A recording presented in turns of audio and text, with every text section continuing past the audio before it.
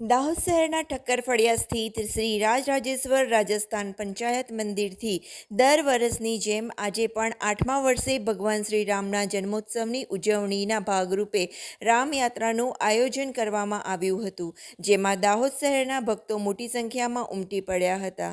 DJ band અને ઢોલ સાથે શ્રી રામ ભગવાનની પૂજા અર્ચના અને આરતી બાદ યાત્રાનો શુભારંભ કરાયો હતો. યાત્રામાં સાધુ સંતો અને સ્થાનિક અગ્રણીઓની સાથે શહેરીજનો હજારોની સંખ્યામાં ઉમટી પડ્યા હતા. શહેરના માર્ગો જય શ્રી રામના નાદથી ગુંજી ઉઠ્યા હતા. સમગ્ર શહેર રામમય બની ગયું હતું. ભક્તોમાં એક અનેરો ઉત્સાહ જોવા મળી રહ્યો હતો.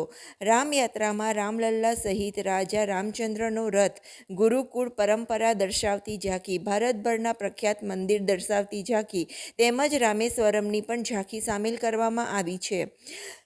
શહેરના રાજમાર્ગો ઉપર ભગવાન શ્રી રામ સ્વયં નગરચર્યાએ નીકળ્યા ત્યારે ભક્તોએ પુષ્પવર્ષા કરી યાત્રાને સુસ્વાગત કર્યું હતું અને ભગવાનના દર્શન કરીને ધન્યતા અનુભવી હતી.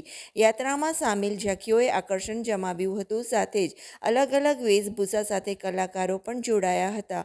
ઉત્સાહભેર દાહોદવાસીઓએ ભગવાન શ્રી રામના જન્મોત્સવની ઉજવણી કરી હતી. જય સિયારામ. समस्त दाहोदनी धर्मप्रेमी सनातनी जनता ने आज रामजीना जन्मदिवस एटले के रामनवमीना निमित्ते ठक्कर फळिया संस्कार सोशियल ग्रुप और रामयात्रा सेवा समिति द्वारा रामनवमीनी यात्रा जे दर वर्षे योजाय छे ते प्रमाणे आज 8मी रामजीनी रामनवमी यात्रा छे।